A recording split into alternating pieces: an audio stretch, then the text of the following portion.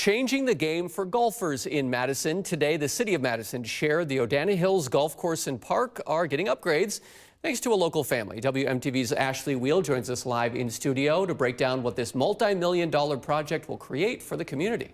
The Madison Parks Foundation says this is a much-needed update, as the course and park have not had any major work done since it was created in 1955. Lots changed since 1955. Big changes are coming for one of Madison's busiest golf courses.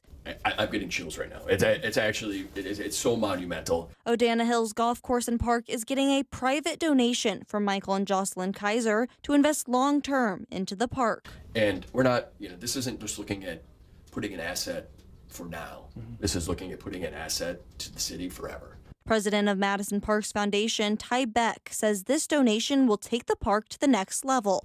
The level of expertise that Michael and his team bring to the table is beyond compare. As somebody who does play golf, his courses are amazing. He has a really acute sense of high-quality golf course design and the ability to leverage a lot of wonderful talents into making that design a reality. And this isn't the family's first time supporting Madison Parks. Michael and Jocelyn are a wonderful couple in our community, residents of Madison, who previously supported the Glen Golf Park project with their private donations and expertise. The project also addresses goals made by a local task force on the city's Common Council to improve golf courses in Madison.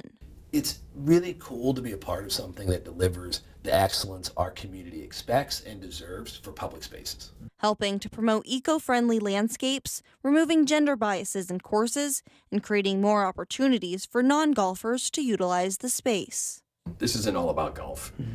It's a big part of it, and it's going to help. But this is creating a golf park experience. These golf courses are not just for the golfers; they're for everybody in our community.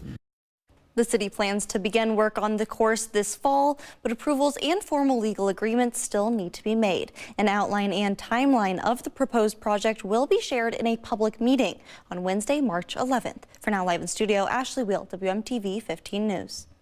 Ashley, thank you. This project will follow a similar model to the Glen project, which was also funded by the Kaisers, but the city says it will be more comprehensive and looks to include course redesign and construction, as well as adding the tees, greens, and surroundings that the course needs.